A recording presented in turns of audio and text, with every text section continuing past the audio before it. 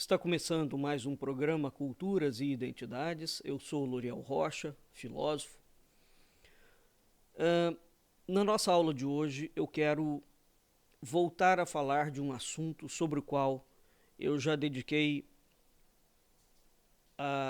alguns tantos programas, que é sobre a palavra, o verbo, a língua. Por que eu estou voltando a este assunto novamente? Ora, veja, nós vivemos um tempo, uma época, em que o uso da linguagem e a forma de falar, né, a forma de articular frases, orações, as expressões que são usadas, elas estão carregadas, revestidas, na grande maioria das pessoas, sobretudo no que diz respeito ao Brasil, que tem quase que um desprezo completo pela língua portuguesa, pelo falar bem, como se falar bem fosse algo restrito ou relativo somente a uma elite e o pobre não pode falar bem. Bem, nós vivemos um tempo, então, em que a língua é manejada de tal forma que ela tornou-se uma estrutura extremamente vulgar. A quantidade de palavrões que são utilizados atualmente nos discursos, a falta de raciocínio, a falta de poesia, a falta de estética, a falta de educação, a falta de cadência no exercício da inteligência para usá-la através da linguagem, as expressões descontroladas das emoções, enfim, por todo lado, de todas as formas, de todos os jeitos, nós encontramos um mau uso da língua. E mais do que um mau uso, é como se as pessoas tivessem se habituado a processos de vulgarização. Bem, o assunto que eu quero trazer hoje aqui, mais uma vez, é a conexão íntima que existe entre a fala, a linguagem e o desenvolvimento espiritual. A fala e o caráter da pessoa. A fala e a saúde de uma nação. Não se trata aqui somente de um processo cultural. Não se trata do resgate, como muitos podem pensar, de um processo de alta cultura. Não. Nós ainda temos pessoas nas grandes cidades e no interior do Brasil, pobres, classe média e ricos, que falam com educação, não é? Que têm modos educados. É muito curiosa a época em que nós vivemos, uma época do culto às celebridades, do culto às personalidades, onde, via de regra, essas personalidades midiáticas que a gente tem hoje como os grandes expoentes da mídia, são indivíduos extremamente indecorosos. São indivíduos onde a vulgaridade é o mote, porque hoje, no mundo, o que vende de fato é a vulgaridade. Mas prestem atenção a uma coisa. A vulgarização dos hábitos, dos costumes, da ética, da virtude, ela conduz uma sociedade ao seu extermínio. Nós verificamos que um dos sinais da chamada homeostase civilizacional, eu já fiz muito programa sobre isso. Homeostase civilizacional é quando uma cultura, quando uma população, quando um povo entrou numa curva descendente da qual ele não consegue mais sair. Ou seja, é o anúncio, é o prenúncio do declínio, do debacle total daquela cultura, do extermínio dela. O Brasil atual é um poço sem fundo de vulgaridade sem fim. Na mídia, na televisão, nas redes sociais, na forma como as pessoas se relacionam. Não é? Isso não é somente um fenômeno do mundo midiático. Quando nós vamos olhar as famílias internamente, a forma como os pais estão educando os seus filhos, a forma de um CEO dirigir uma empresa, o ambiente inteiro sociocultural, produtivo, está infectado da vulgarização. Bom, a pergunta que nós deveríamos fazer é: como é que nós chegamos a esse ponto? Por que se chegou a esse ponto? O que é que se está fazendo, individualmente falando?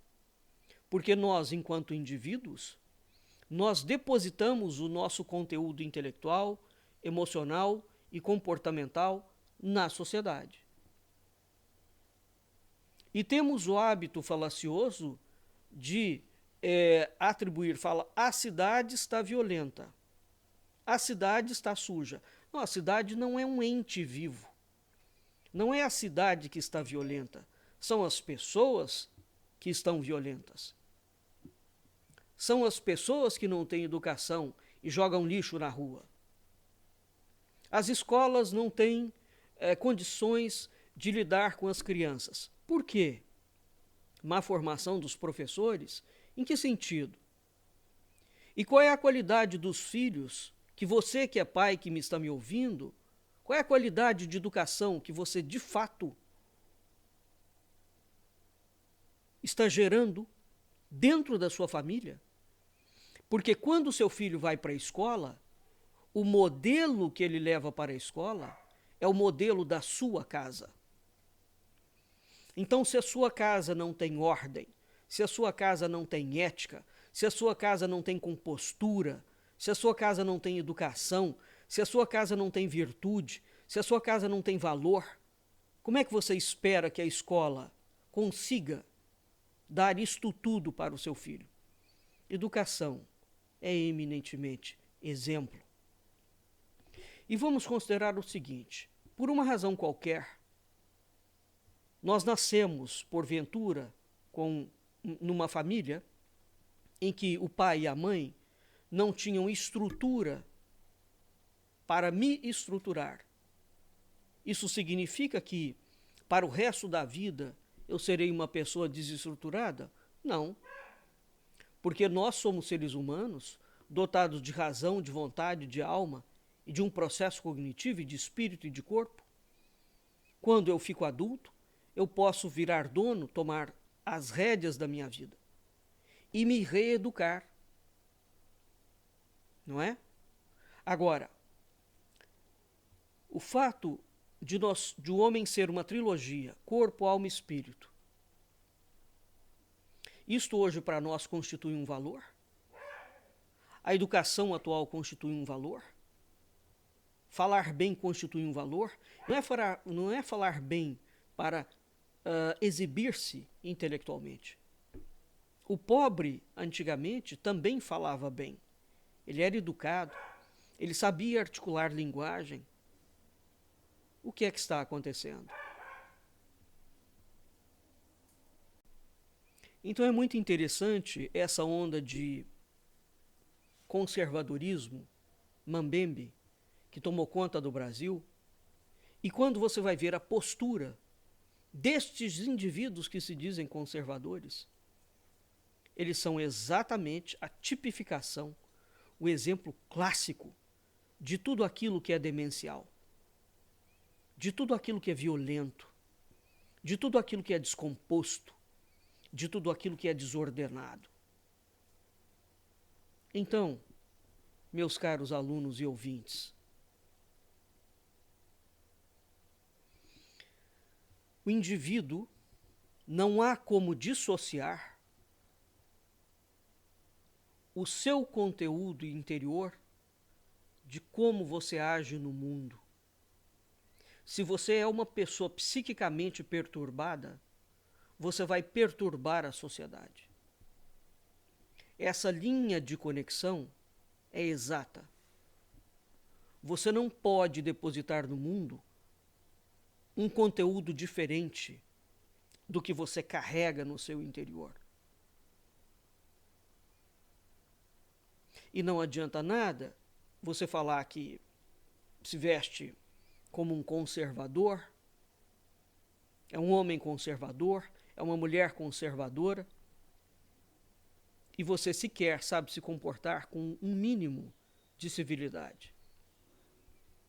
E nós, então, estamos vivendo num mundo em que o faz de conta tornou-se o mote, a tessera, a senha, o convite para todos os tipos de ignorâncias possíveis e imagináveis, para todos os tipos de violências.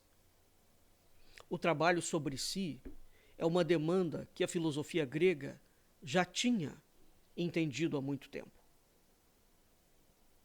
Se nós não formos, se nós não somos pessoas boas, tudo o que nós tocamos à nossa volta é ruim. Porque o que eu faço exteriormente, repito, está na exata medida daquilo que eu sou. Não há como ser diferente. Não há como mentir. Não há como enganar o mundo. Você não vai conseguir descoordenar aquilo que você é verdadeiramente daquilo que você faz. Os gregos já ensinavam que existe a potência e o ato, a essência e a substância, o espírito e a alma e o corpo. Espírito e alma e corpo externalizam para a sociedade a qualidade do seu pensamento, a qualidade das suas emoções e a qualidade do seu comportamento. Não há como livrar-se dessa trilogia. Não é? Bem, feita essa breve introdução, e lembrando que no Brasil atual, tanto na Academia Brasileira de Letras, quanto nos governos, quanto nas pessoas, nas ONGs, nós temos uma leva, uma pleiade de irresponsáveis, dizendo que, fazendo distinção entre norma culta, uma língua culta e uma língua do povão. Não existe língua culta e língua do povão, existe a língua portuguesa. O indivíduo que não tem cultura, não é? Ele vai falar ou expressar orações e articular linguagem de acordo com o nível cultural dele, mas a língua é a mesma. Então, a primeira coisa que nós precisamos de entender é que é preciso de parar com essa tolice de que há uma existência de uma norma culta. Não, não há norma culta nenhuma. Há a língua portuguesa, que você conhece, ou desconhece, ou conhece pouco. Se conhece pouco, você pode vir a conhecer mais. Não é? E nós temos também, por outro lado, em razão dessas ideologias absolutamente ignóbeis, que tomaram conta do mundo cultural, do mundo social, do mundo político, do mundo econômico, a ideia de que, como existe uma língua culta, tem que se deixar destruir a língua portuguesa, criando neologismos e termos, e acrescentando expressões, né, matando a etimologia da língua, a semântica, para favorecer a classe mais pobre. Isso é a forma mais eficiente que nós temos de invalidar o país. Nesse aspecto, o Brasil, que é o maior país falante de língua portuguesa, tem uma diferença substancial com Portugal. E nós temos que aprender com os portugueses. Os portugueses dão um valor axial à língua. Aliás, Fernando Pessoa falava que minha pátria é a língua portuguesa. É preciso entender o que é isso. Então hoje eu vou fazer 2 programas sobre isso. Eu quero falar sobre a gramática secreta da língua portuguesa. Para tanto, eu vou pegar novamente 2 obras sobre as quais eu já falei, de Antônio Telmo, do filósofo português Antônio Telmo, chamado Gramática Secreta da Língua Portuguesa. E nós temos Filosofia e Cabalá. Muito bem.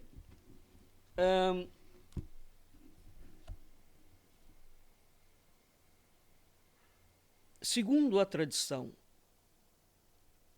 judaica, cristã e muçulmana, e segundo os gregos, o mundo foi feito pelo Verbo.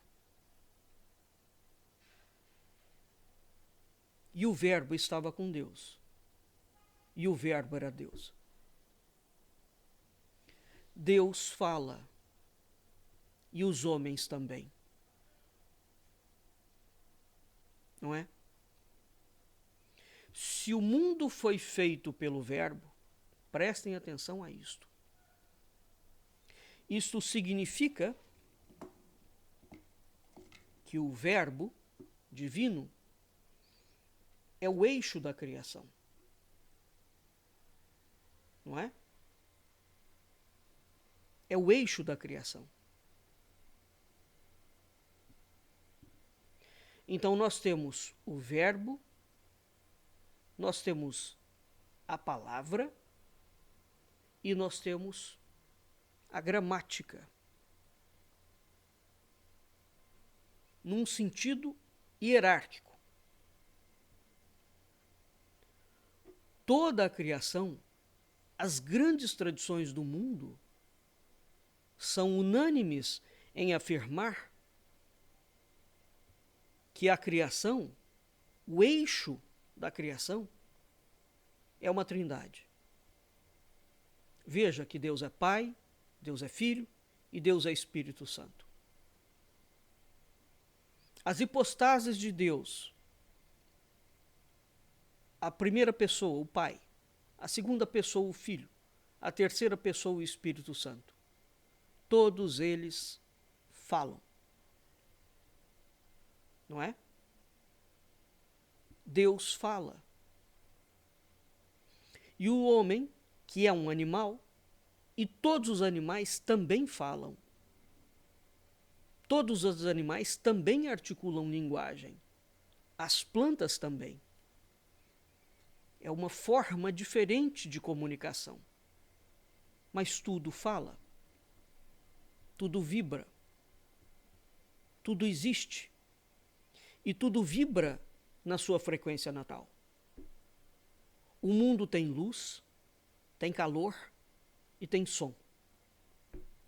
Tudo que existe e vive tem luz, tem calor e tem som. Percebeu o ternário novamente? A trindade? Bem, o homem é corpo, é alma e é espírito. É um ternário. Esse ternário é exatamente equivalente às 3 hipostases de Deus.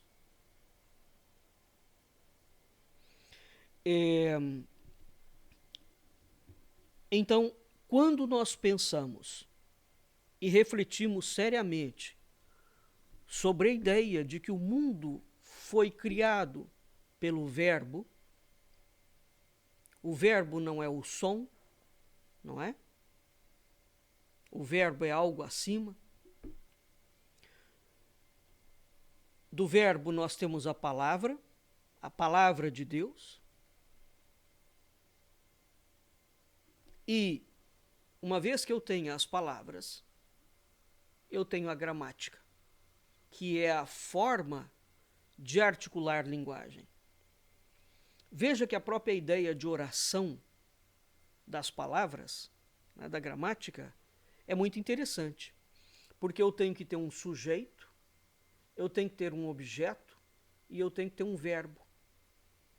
Uma trilogia novamente, não é? Então, o verbo indica sempre ação. Todo verbo indica ação. É algo que você vai fazer. Deus cria pelo verbo. É ação. Quando a potência se transforma em ato, passa a ato, é ação. Então toda a criação é uma ação. Deus fez o homem na sua imagem e semelhança. O homem fala. O homem cria. Esta reflexão profunda e sincera, se nós de fato a fizéssemos, bastaria para que a gente entendesse a importância da palavra, a importância de falar, e falar bem. Falar bem não é só gramaticalmente falar bem. Falar bem é também, através da palavra emitida, fazer o bem, o bom e o belo. Porque as palavras constroem, mas as palavras também destroem. Nós pensamos, todo homem pensa, todo homem tem uma ideia, ele elabora uma teoria. Aquela teoria é comunicada como? Aquela teoria é comunicada através da escrita. Aquela teoria é comunicada através da linguagem escrita. Aquela teoria é comunicada através da linguagem falada. Uma ideia, portanto, é uma língua. Percebe? Porque as ideias trabalham com as formas. E o que é uma forma? Não é? Veja, qualquer palavra que você pegue, quando você vai ao dicionário, ela tem um significado e um significante. E o mais importante do que ler o significado e o significante é entender que a palavra é uma forma concreta. Se eu falo para você banana, coco, carro, você entende. E uma imagem aparece na sua cabeça. Se eu falar para você, pense no animal Shimu da galáxia de Andrômeda. Você ouviu o que eu falei, entendeu o que eu falei, mas não consegue pensar sobre ele.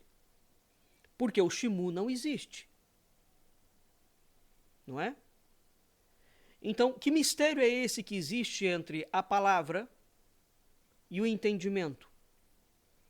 Na nossa estrutura cerebral, nós temos uma coisa que se chama identificador de percepto.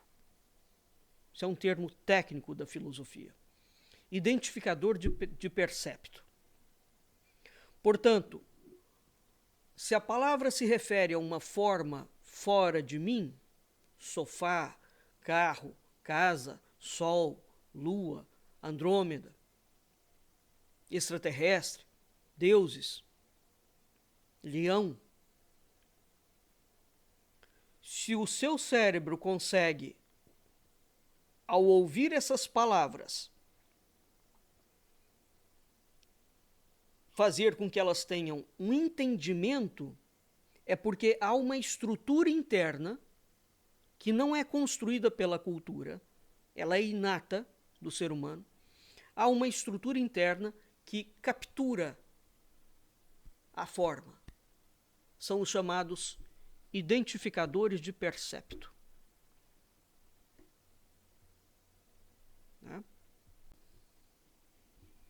Esta obra aqui do filósofo brasileiro, Sérgio Luiz de Castilho Fernandes, Ser Humano, um ensaio em antropologia filosófica, nós lançamos essa obra em 2005. Aqui o Sérgio explica o que é a mente, o pensamento e a linguagem. E explica os identificadores de percepto, entre outras coisas. Esta é a única obra que foi lançada no campo da filosofia que fala, que propõe uma teoria ontológica e antropológica para o ser humano.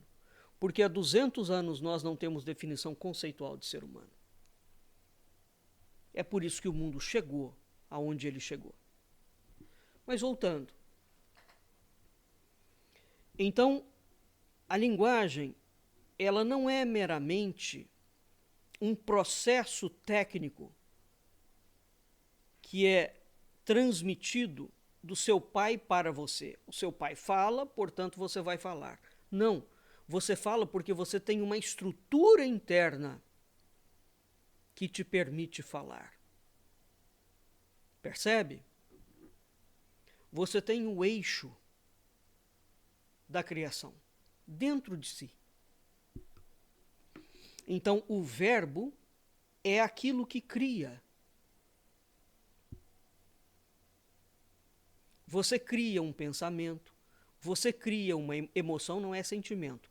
Você cria uma emoção, você cria um sentimento, você cria um afeto, você cria um comportamento, você cria uma vontade, você cria uma briga, você cria uma desavença, você cria uma teoria. Nós criamos. É o verbo em nós. É o que há de mais profundo. E é a ação invisível desse verbo em nós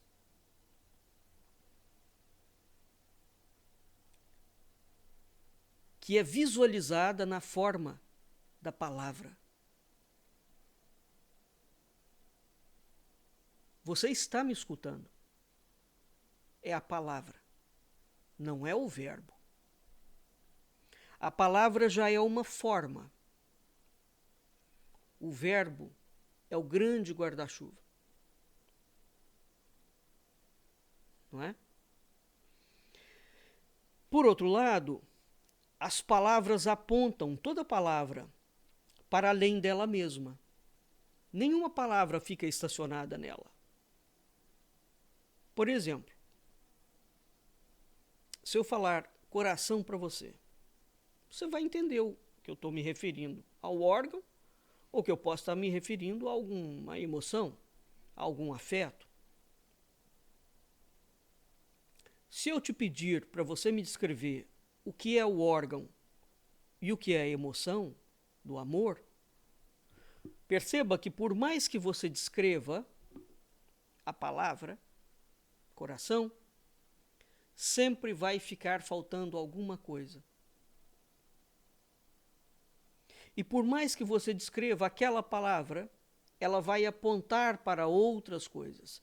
Então eu posso reunir uma sequência de dicionários, os dicionários dos homens mais eruditos do mundo que vão me falar sobre o coração e os mistérios do Sagrado Coração. Por mais que exista toda essa descrição, nenhum deles vai conseguir abarcar tudo o que diz respeito ao coração. Nenhuma palavra encerra-se nela mesma. Uma palavra, portanto, meus caros, é o início de um movimento que te leva para além dele. A palavra te leva para cima ou para baixo. A palavra é um movimento. É um elemento de construção. É um elemento de criação. E o que move a palavra é o verbo que habita em mim. E no princípio era o verbo. Veja aqui, o Gênesis, Deus cria. Antes de Deus criar, o Espírito dele estava por sobre as águas. No Pentecostes, as línguas de fogo do Espírito Santo descem sobre os apóstolos e eles percebem algo que eles não tinham percebido. Então veja que a língua divina, quando ela desce sobre a pessoa, há uma revelação. Não é? É interessante porque quando nós vamos ver as histórias dos místicos, via de regra, veja, Santa Teresa d'Ávila, Hildegard von Bingen,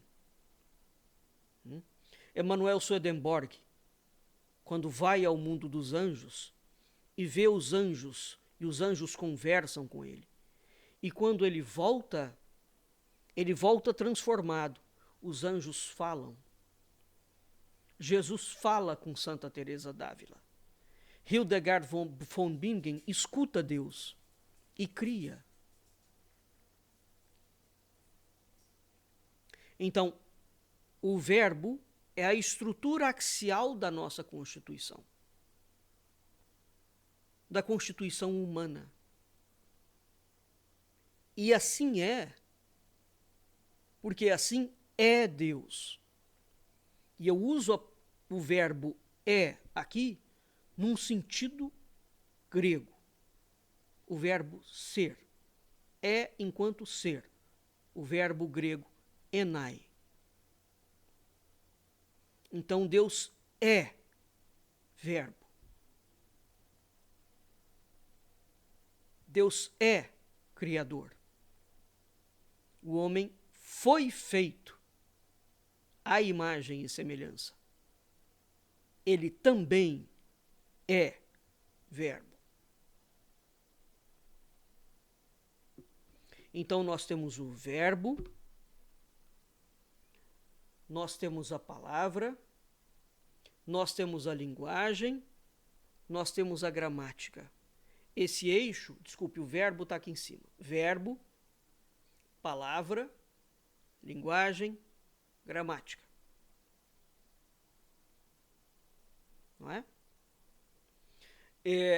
Esse eixo estruturante é o eixo que nos permite nos mover no mundo, bem ou mal, com qualidade ou sem qualidade.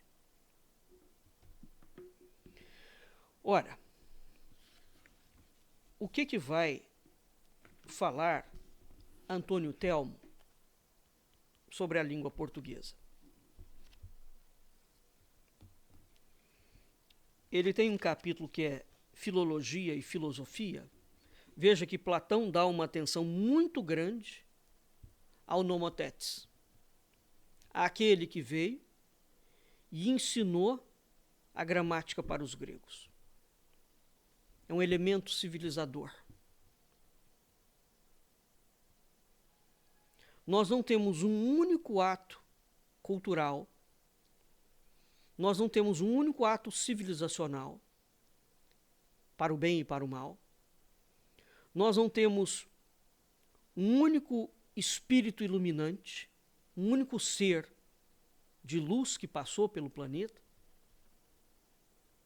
que não tenha usado a palavra para se comunicar com as pessoas.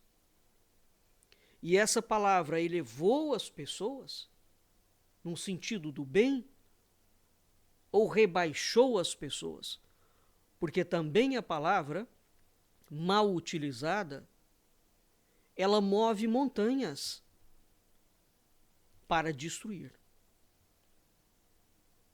Então há uma grande diferença, meus caros, quando alguém usa a palavra para construir o bem e quando alguém usa a palavra para pregar a destruição do mundo, dos seres, dos homens, dos animais, da natureza.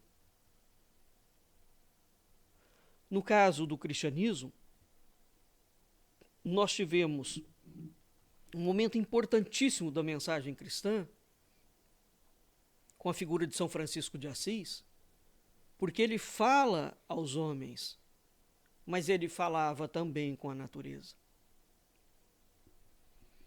Nós temos aqui, tanto na tradição africana que chegou ao Brasil, quanto na própria tradição ameríndia das Américas, esses dois tipos de palavra. A palavra que fala aos homens, a boa palavra, e segundo Cacá Verá Djekupé, um cacique Tchurcarramãe, os homens que articulam bem a linguagem, na tradição dele, são chamados de Ava, os belamente adornados. Olha que descrição absolutamente maravilhosa. As belas palavras, os Ava, os belamente adornados. Então nós temos, tanto na tradição africana quanto na tradição ameríndia, essas duas modalidades de palavra. A palavra que fala aos homens e a palavra que conversa com as árvores, que conversa com os animais, que conversa com os rios, que conversa com as borboletas, porque tudo fala. Não é? Se nós não sabemos nos comunicar com os peixes, como São Francisco, se nós não sabemos nos comunicar com um orixá, como no candomblé, se nós não sabemos nos comunicar com o rio, a falha é nossa. E é uma falha o quê? De consciência, nesse sentido. A nossa consciência está muito limitada. Porque à medida que nós vamos expandindo a nossa consciência, nós entendemos que tudo, literalmente, é vivo. E não tem panteísmo aqui, não. Não tem nenhum panteísmo.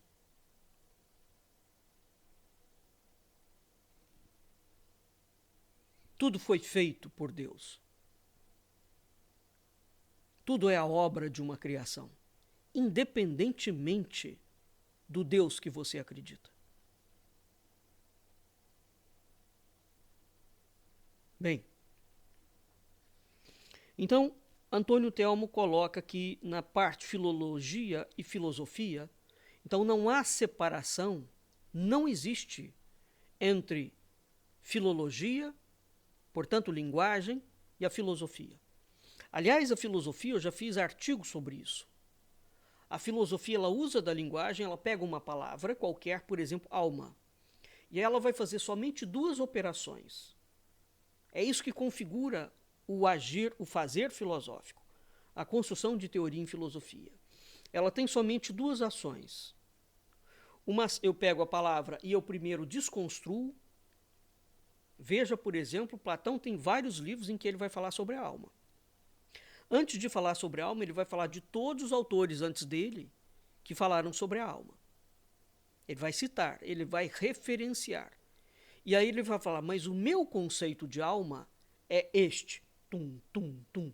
Então o que ele faz? Ele primeiro pega a palavra alma e desconstrói a palavra, não é? Desconstrói no sentido de que ele desmonta a palavra. Quando ele faz uma referência aos autores, é no sentido do desmonte daquela teoria. E ele depois ele remonta aquela teoria novamente. Aí ele fala, eu entendo, eles falavam isto e eu entendo isto. Então, na primeira operação filosófica, você desmonta e depois você constrói. Ora, a palavra já está montada, não é? Isto, na alquimia, se chama a dissolução do corpo. Não é? a dissolução do espírito. Alquimia, nós temos duas operações, solve et coagula, que se chama a espiritualização, a materialização do espírito e depois a espiritualização da matéria. Tá claro? Então, quando você tem uma ideia e ela já está pronta, ela já está materializada, ela já tem uma forma. Você vai pegar aquela forma, você não vai destruir a forma, você vai decompor, você vai desmontar e depois você vai remontar aquilo. É isso que faz. Se você pegar um rabino, ele vai fazer exatamente a mesma coisa naquele sistema de janela da Cabala. Ele faz duas operações, que não é dialética no sentido de que ela é oposta. Essas duas operações têm que funcionar como um tal, como um yin e um yang. Você pega um conceito, você pega uma palavra e você desmonta e depois você remonta. Aí você apresenta a sua estrutura. Bem, além disso, nós temos que há certas palavras e ao uso matemático e geométrico das palavras, atribui-se a elas poderes mágicos, né?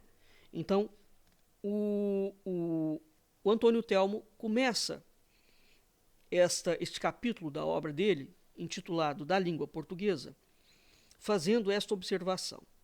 A superstição atribui às palavras poderes mágicos. A moderna filosofia liga a esta superstição apenas um valor histórico e etnográfico, né? Dizendo que é uma mentalidade primitiva. Isso é uma tolice enorme, né? No entanto, o homem civilizado admite a eficácia das palavras na esfera das ações puramente psíquicas, como acontece com os católicos perante os sacramentos, mas nega-a no domínio dos corpos, em extremis, no domínio dos corpos metálicos. Corpo metálico aqui é a alma, tá? No sentido filosófico. Por que metálico? Porque a alma aglutina. Mas não vamos entrar nisso aqui agora.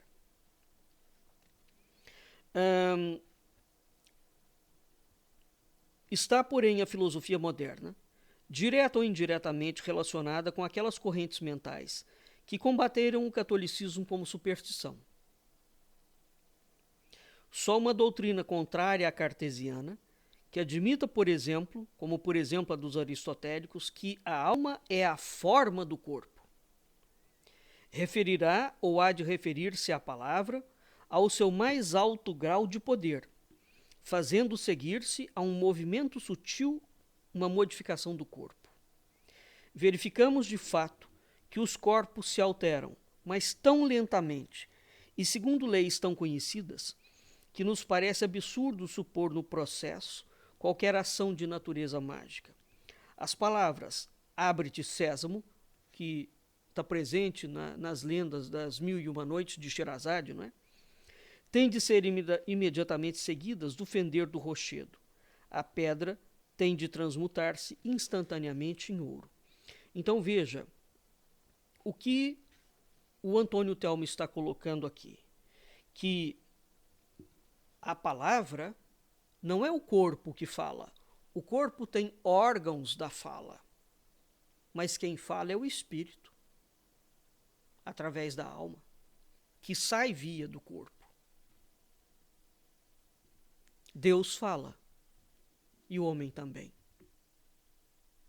O verbo está em nós. Então, o verbo está antes do corpo, não é? Num sentido filosófico. E esse verbo, ele passa através do espírito, ele passa através da alma e ele passa através do corpo. Estas passagens, para que elas sejam feitas, elas exigem órgãos. Pense, por exemplo, num chakra. Pense, por exemplo, num meridiano da acupuntura chinesa. E você entenderá que nós temos órgãos físicos, órgãos do corpo e órgãos intermédios, órgãos que conectam o corpo com uma parte metafísica. órgãos que são da alma. O chakra é um órgão físico ou da alma, ou do espírito. O meridiano é um órgão físico, é um canal físico. Percebe? Então, se o homem é uma trilogia, ele é espírito, ele é alma e ele é corpo. A alma é trimembrada, segundo Platão, não é? Você tem uma alma que pensa, você tem uma alma que sente e você tem uma alma que age. Então, este ternário, eu vou fazer programas ainda sobre isso. Este ternário, ele existe, ele é estruturante. Ele faz parte do eixo do mundo, porque Deus é Pai, Deus é Filho e Deus é Espírito Santo. Esta trindade ela não pode ser desarticulada. A força de um triângulo reside exatamente na unidade absoluta das suas angulagens. O homem é espírito, é alma e é corpo. Deus é Pai, é Filho e é Espírito Santo. Se você subtrai um dos atributos de Deus, Deus é onisciente, onipresente e onipotente. Se você subtrai uma das hipostases de Deus, Deus é Pai, é Filho e é Espírito Santo. Você fala, não, Deus não é Pai, Deus não é Filho. Se você subtrai uma das hipostases, nós não estamos falando de Deus mais. Então, se você subtrai a alma do homem, nós não estamos falando do ser humano mais. Aquilo que caracteriza a trindade formativa é exatamente a sua inviolabilidade. É impossível desmontar o triângulo. Essa era a razão pela qual Platão ensinava a filosofia através da geometria, dos sólidos platônicos. O 3, o 4, o 5, o 7, o 9, o 10, o 12. Os sólidos platônicos, cuja teoria está perfeitamente descrita na matemática criacionista do Timeu e do Critias. Na porta de entrada da Academia de Platão estava escrito: só entre quem for geômetra. E aqui não é medida da Terra. Aí é preciso entender o que é esta Terra em relação com o céu.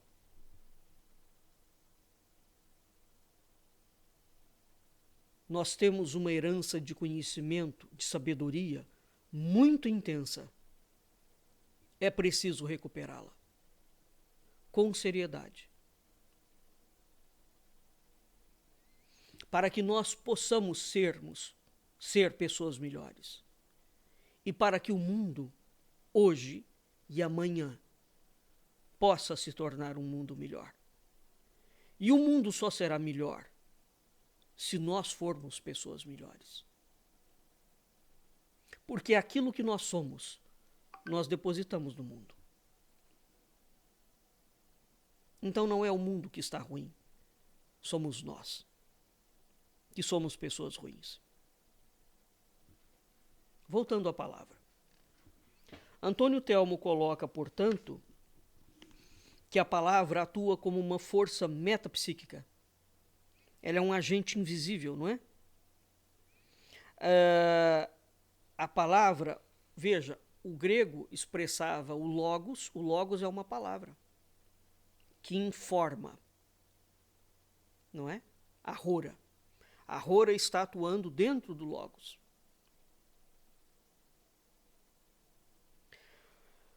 Bem, veja que a ideia da própria formação lógica dos conceitos não é feito sem a palavra. Daí todo o grande empenho que Aristóteles vai dar. Toda a história da filosofia é em torno da palavra. Como você faz as duas operações. Como você decompõe a palavra e como você recompõe a palavra. Para criar a teoria de Hegel, a teoria de Platão, a teoria de Spinoza, a teoria de São Tomás de Aquino, a teoria de Pico della Mirandola, a teoria de Fulcanelli, não é? A teoria de Paracelso, a teoria de Ibn Arabi. a teoria de Avicena, a teoria de Duns Scoto, a teoria de Plotino, e vai por aí afora. É tão simples quanto isso. São duas operações. Só. Eu desconstruo e eu construo. Não é de destruição e construção. É de desmonte, né? E de remontagem. Sobre uma outra oitava, sobre uma outra perspectiva. Lembram do que eu falei, que as palavras indicam para além delas mesmas? Então, como é possível um autor pegar em filosofia, os termos em filosofia são sempre eternos. Eu tenho uma doutrina da alma de 3.000 anos atrás, de 2.000 anos atrás, de 1.000 anos atrás, de 500 anos atrás, de 100 anos atrás, e eu posso ter uma teoria moderna sobre a alma. As palavras em filosofia são sempre atuais. Qualquer conceito em filosofia, qualquer palavra, ela é estudável ao longo do tempo. Porque nós entendemos que as palavras não estão submetidas ao tempo. Elas são eternas.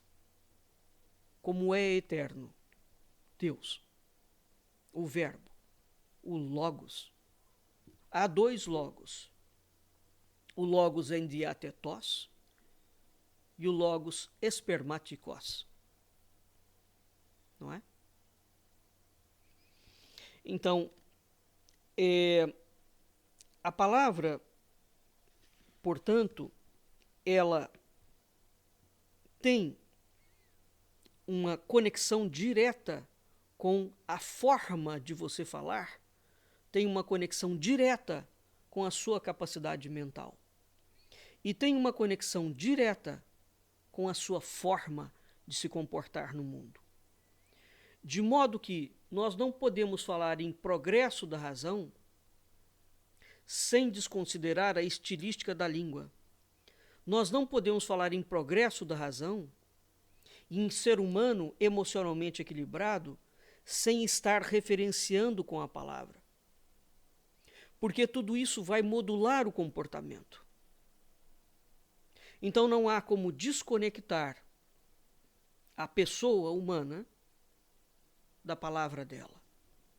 O homem é palavra. Então há alguma coisa, quando nós falamos, nós estamos vendo o nosso espírito em atividade, formando e moldando a matéria plástica que nós temos, o corpo que nós somos. Também. E esta junção, esta trindade entre o meu espírito em atividade, a minha alma e o meu corpo, não é? Vai criar uma relação orgânica. É importantíssimo falar, mas falar bem. Falar para o bem, para o bom, para o belo. Então, uma das formas mais eficientes, finalizando, uma das formas mais eficientes de destruir um povo, de destruir uma cultura, de destruir uma nação, é matando a língua. Tá bem? Essas duas obras do Antônio Telmo são importantíssimas. Então, quando nós falamos em razão animada, quando nós falamos em razão experimental, quando nós falamos no progresso da razão, quando nós falamos em lógica, quando nós falamos na ausência de lógica, tudo isto, todos esses termos que a filosofia foi utilizando ao longo dos séculos, estão absolutamente atrelados com a palavra, com a língua, né? Então, o gênio de uma língua, não é? Não diz respeito somente à estrutura gramatical dela, mas ao espírito que ela encarna. Essa é a razão pela qual Fernando Pessoa fala que minha pátria é a língua portuguesa. A língua como um ser. A língua como um ente. E a pátria é o território. Não é um território geográfico. É um território mental. É o território do espírito. Não é? Então, quando nós utilizamos bem a palavra, cria-se, nós entramos dentro de um mundo diferente, onde nós estamos no mundo da chamada razão poética. Não é a poesia pura, é o verbo. Então,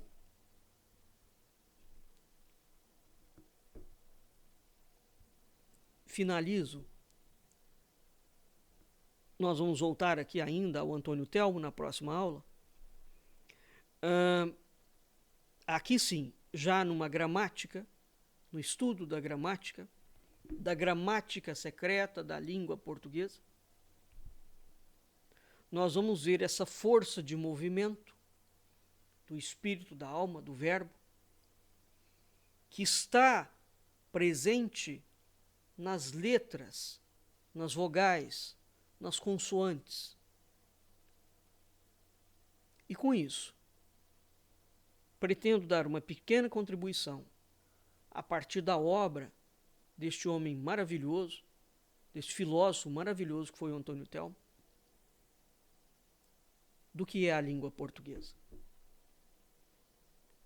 E ao entender o que é a língua portuguesa, que nós possamos entender a nós mesmos, enquanto seres, que feitos à imagem e semelhança de Deus, cria, fala, se move no mundo. E o nosso movimento no mundo deve ser para criar o bem, o bom e o belo. A chamada trilogia da perfeição para os gregos. Vamos ficando por aqui e até o nosso próximo encontro.